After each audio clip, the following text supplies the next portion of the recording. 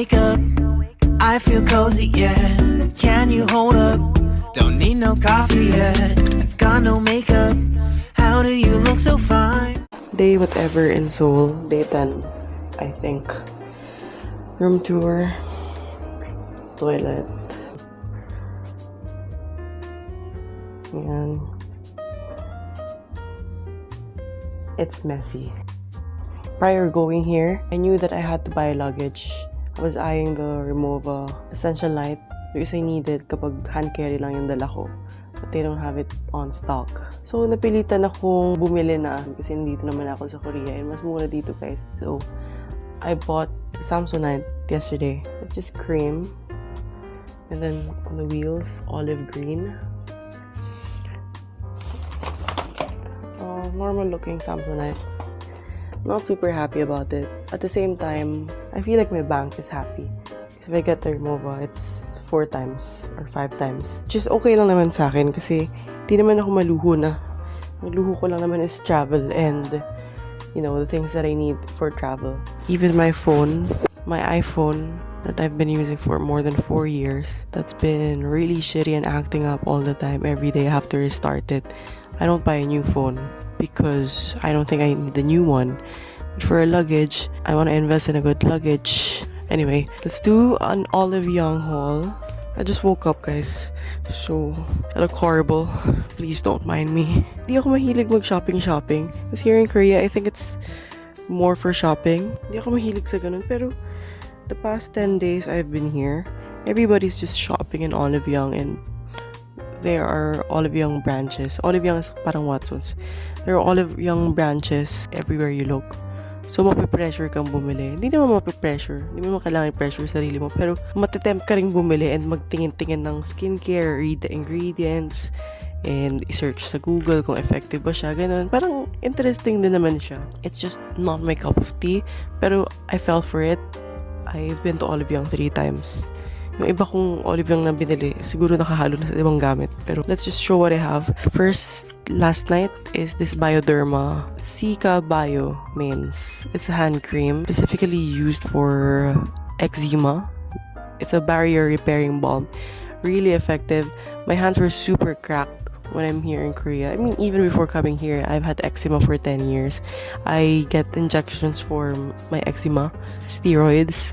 Sobrang sakit nun, as in, hindi lang siya kagat ng langgam. Ano siya, kagat siya ng dinosaur. Like, whenever I get injections on my fingers, steroid injections.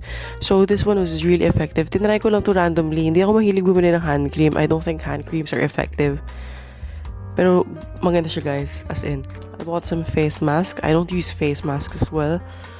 But, we're here in Korea. We have to at least try. I bought sunscreen. Puro Korean yung nakalagay. Hindi ko mabasa. Shikmul Lara. Pero Korean yung buong packaging niya. Waterproof sun cream. 50 SPF. Brush. Makeup brush. Wipes. Makeup remover na wipes. This was from last night. Contour powder from Peripera. Ha? Ito na yun? Bakit ang mahal ang binayaran ko? Eyeliner. Ito na yun? What am I missing? The most waterproof eyeliner. If you go to Korea, guys, I'm gonna recommend this. BBIA, that's the brand. As in, hindi natatanggal. Walang hulas. If maraming nagmamarket sa Pilipinas na mga Vice Cosmetics, mga eyeliner na waterproof, smudge-proof, walang-wala yun, guys. Taob na taob. Kita niya yan. So, if I smudge it, wala. As in, sobrang tigas. Wala. As in, parang permanent pentel pen. Ang galing. So, kahit maluha ka or mapawisan ka, it's still there. Again, this is BBIA. That's the name of the brand. Olive Young Last Auto Gel Liner. Shade 01, Noir. And bumili rin ako ng, not a phone, wired earphones. Before coming to Korea, I already bought one from Apple sa Pilipinas. But, when I was doing the tour, the Nami Island tour, I pulled the earphones out of my bag from the wire. Tapos nasira siya. So, I had to buy a new one. We're facing the mountains. Ayan, mountain.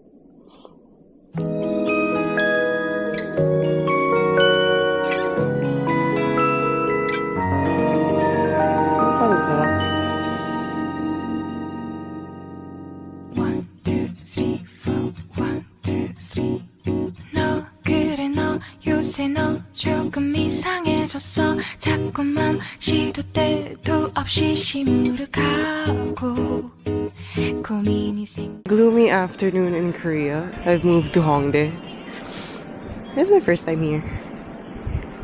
And since it's my first time, I don't want to make plans. I just want to explore the area first and see for myself what's in here. Because before, I follow a very strict itinerary. And I always get disappointed kapag wala ako makitang something special sa itinerary ko. Like, turns out it's boring. I always get disappointed. So, really try my best to walk a lot and to love walking and exploring the area as it is without any plans. You know, discover it for myself. But this area is very Instagrammable. So many shops. Ang daming local brands ng Korea. But I wouldn't say it's worth it. It's worth shopping here. Ay, ang ganda. Ang ganda. Anong brand to? CLO. CLO. I wouldn't say it's worth shopping here. Because the quality is cheap. And it's very expensive. So, I'd rather just go to a mall. Even in underground subway stations. A jacket would cost you mga 2,000 pesos. Pero bangketa lang siya. Low quality. So, where are we going? I don't know where to go. Hongdae is very famous for its nightlife. So, I'm thinking if I'm gonna drink. Ang ganda dito. Akala ko tahimik siya. Akala ko gabi lang siya buhay. Pero maganda pala siya. Daming shops. Pare-pares yung mga itsura ng shops nila. Ganito. I think I found the main area. Hongdae Shopping Street. So the whole stretch of this street is restaurants and clothes. But mostly restaurants in this part. And dito sa kabila, sa likod, is puro damit. What's this? So maganda yung damit nila. Pero marami rin silang vintage dito. See, these are Chinese brands. I don't like clothes like this. Kasi mamamatay ka sa lamig kapag ganyan yung suot mo dito. Ito ang mga changi-changi. This is... How much is this? I'm not interested. I just want to show you guys how much this is. This is 15,000. 700 pesos. Ganun. Ito, pajama. Pair of pajama. It's fleece, makapal. 20,800. I'm not interested in that, so I'm gonna look for food. This is always a struggle for me to find a good restaurant. Find something that I like. Guess where I'm eating. This is the only thing that I like to eat. What the hell is a Dutch Pay? Please select a payment. Credit card. Dutch Pay. 12.5. And that's fairly cheap for food in Korea. I was expecting this to be more expensive. This Japanese restaurant because it looks good. I actually drove by this on the way here. It's a Grab. Omelette curry, rice, side dish, and pork cutlet. This is their bestseller. So kakain ako kasi gutom na ako. Bye. The best part about this restaurant is hindi nila hinahalo yung pork cutlet. Like, nakahiwalay siya. Normally, nakapatong siya sa sabaw, which I don't like. I don't like when my food is wet. Or when it's mixed with something, you know, like wet plus dry food. I don't like that. I don't like a lot of things when it comes to food. Sarap.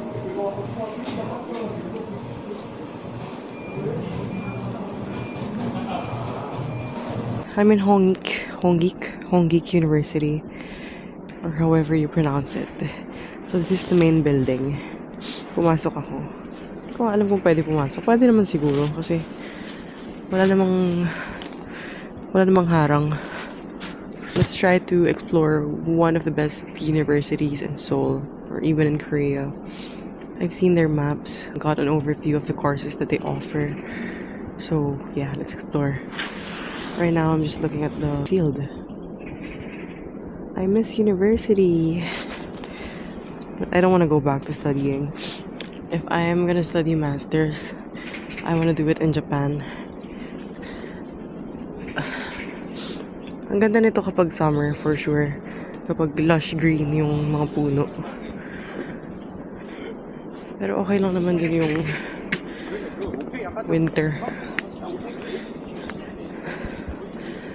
only university that I've been to was in Hokkaido. Campus information. This is the map. Ang laki. So we're here. Yan. They have engineering, science, information and communication, fine arts, humanities. Imagine going to school every day. Tapos ganito yung school mo. Ang ganda. Ang sisipagin ako mag-aral lang. They have Lendos. Vending machines. Reminds me of Japan tuloy.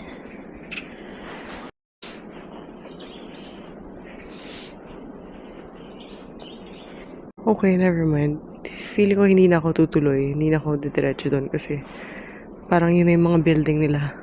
Yung mga classroom nila. So hanggang dito lang tayo. But we're expecting to see snow later. Midnight, 2 a.m. Hopefully may snow na kasi the last forecast was December 16. Super long time ago. Yeah, I'm gonna work in a coffee shop. I don't think that's interesting. I don't really vlog everything that I do. Yung mga nakikita nyong vlogs, it all happens just in one day. There are days that I feel like vlogging. Like, I'm so energized to vlog. But most of the time, I don't want to vlog. Kasi una-una nakakatamad siya. Like, video, ganyan. Tsaka, pangalawa, nakakaano rin na pag tinitingnan ka nila, lalo na some nationalities are sensitive with their privacy. Like, I think Korea is. So, you know, makikiramdam ka rin.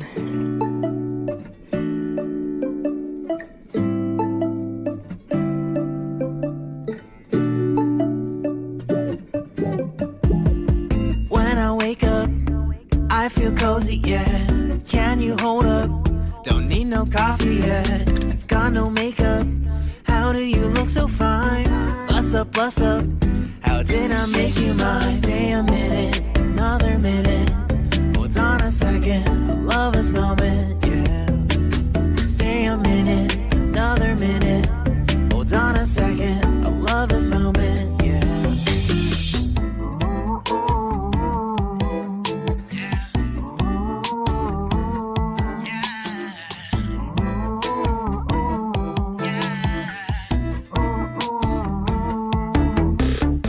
Day 13 here in South Korea. Finally, it's been that long. This is the only country where I've been to where I didn't have a theme song. Normally when I travel, I'd have a theme song for the countries, like a song that I'd keep on playing hundreds of times during that trip. But here in Korea, nothing. So, we'll make the most out of my last full day.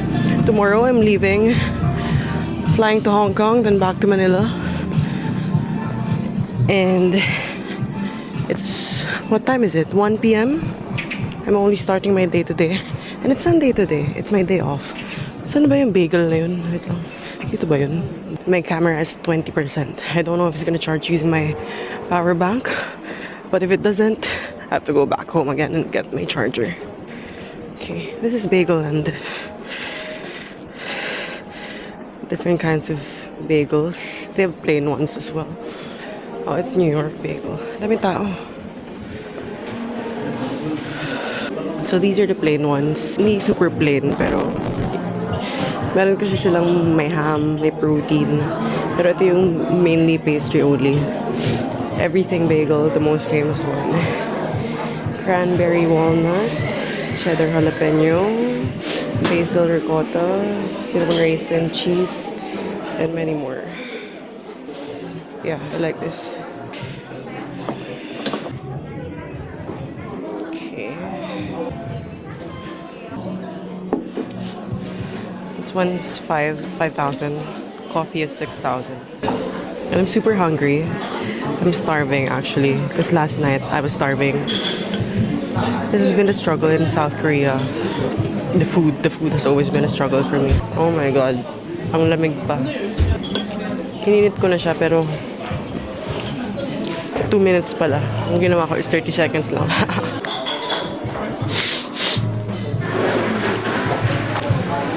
I wish I discovered this earlier because it's so cozy.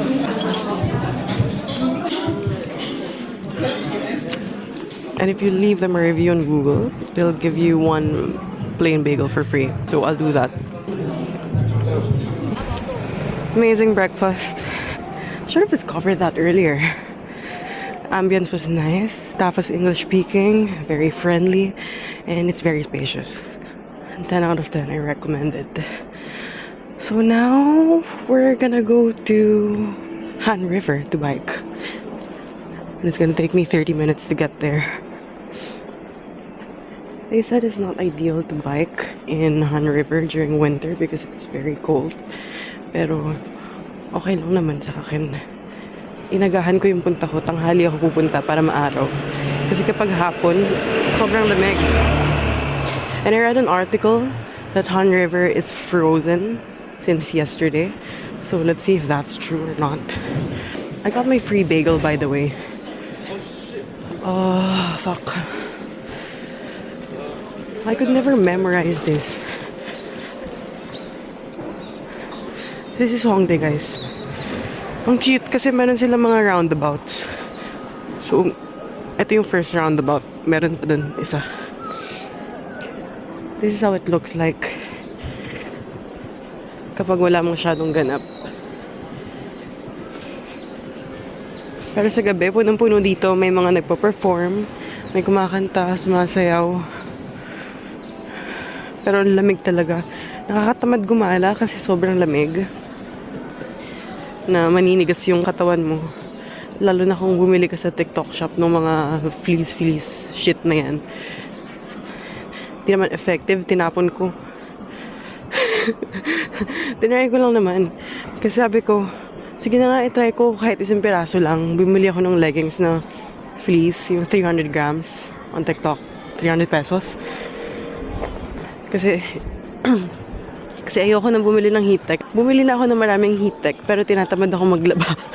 So sabi ko, sige for extra lang, in case of emergency.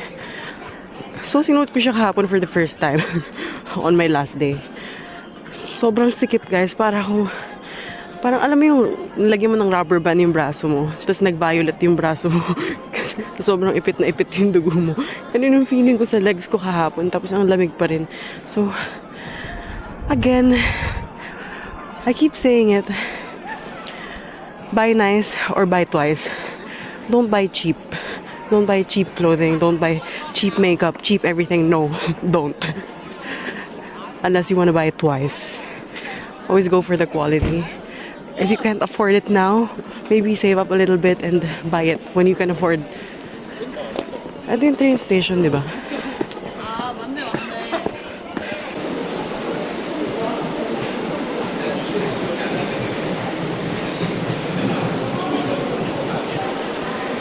Transferring to the next line.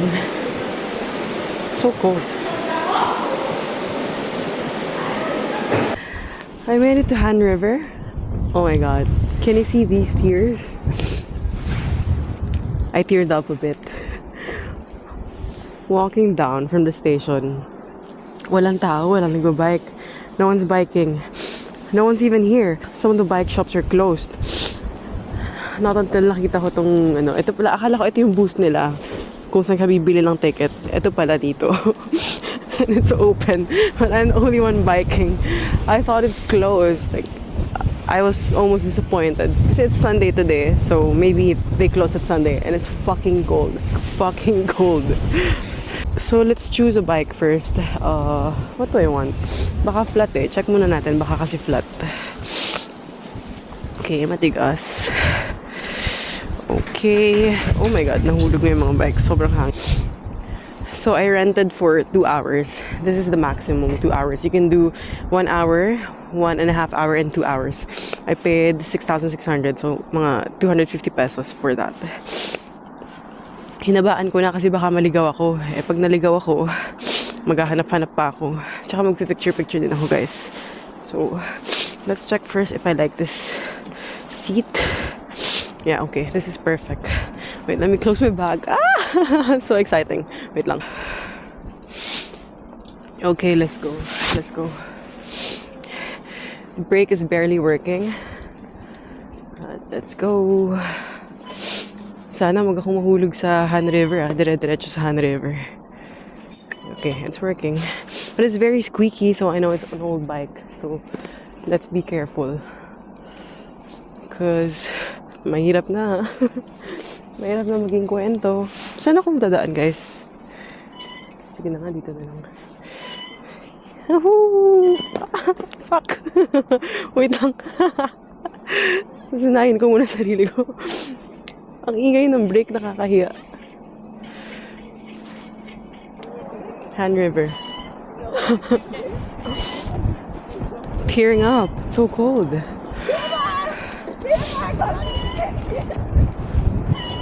Ang ingay niya. Ayoko sa kanya. Maingay siya. Ang lamig. Pero okay na to. Hindi, papalitan ko. Maingay siya. I don't think this is a bike path. Kasi lubak-lubak siya. So, feeling ko doon lang pwede mag-bike sa semento. I stop here because I want to take pictures here. Han River, guys.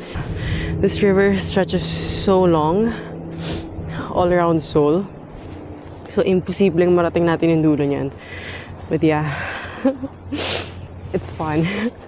Nagtatago ako dito sa mga puno because it's not that cold when you're within the trees. But if you're outside the trees, and sobrang lamig. As in, ang lamig, ang tigas ng kamay ko, ang tigas ng mukha ko, guys. Yeah, I wanna take photos here. Paano kaya? Also, the brakes are barely working, so I have to be careful.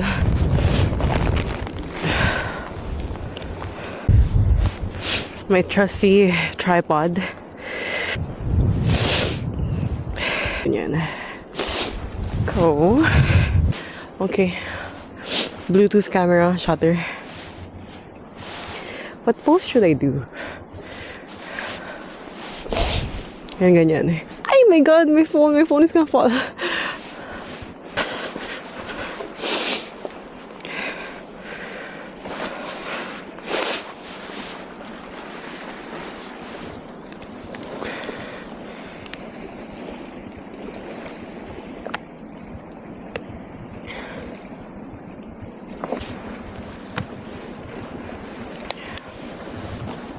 I found this spot na pwede kang bumaba and lumapit sa tubig.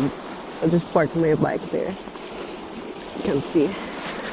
And break time muna. Sobrang naninigas na yung kamay ko. I don't even know where to put my camera.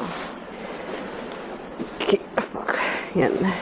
Oh my God, ang tigas ng kamay ko. Ang pula niya. Ano siya, guys, mahapdi siya. When you don't wear the proper gloves, wool gloves. Masakit siya sa kamay, as in. My camera keeps on falling because it's so windy. So, I found this spot na pwede kang lumapit sa may tubig banda. We need to do some very important things. Number one, suminga.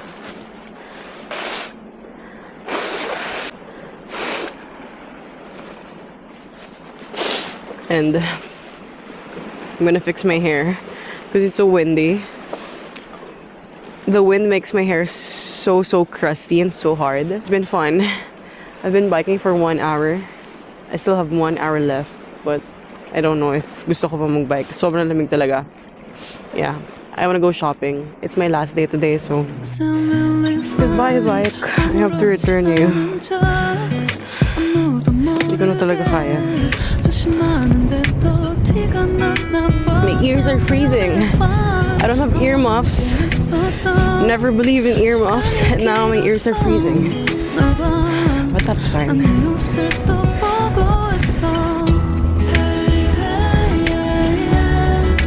I can control. I miss you, baby. 난 좀 더 빨리 널 잊어야만 해. 우리 헤어졌던 수요일 밤이 기억나. 말없이 걸었었던 너와의 마지막 밤. 우리 헤어졌던 수요일 밤이 기억나지 않게. I say I'm really fine. 다 잊었다 생각했는데 추억이 잠시 널 떠올린 거야. Say I'm really